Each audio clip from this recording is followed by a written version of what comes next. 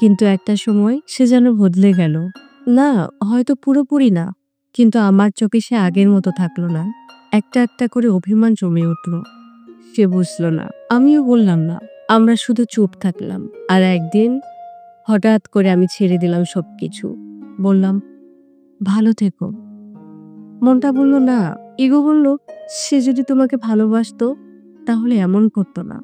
কিন্তু আজ এতদিন পরে যখন রাতে একা জেগে থাকি, আলোর নিচে ফোনটা চুপচাপ পড়ে থাকে, কখনো মনে হয় সে কি আজও আমাকে খোঁজে? আমার চোখের সামনে এখনো ভেসে ওঠে তার হাসিটা। মনে পড়ে তার বলা সেই সাধারণ কথাগুলো, যেগুলো একসময় বিরক্ত লাগতো, এখন মনে হয় কত সুন্দর ছিল। সত্যি বলতে আমি অভিমান করে যাইনি।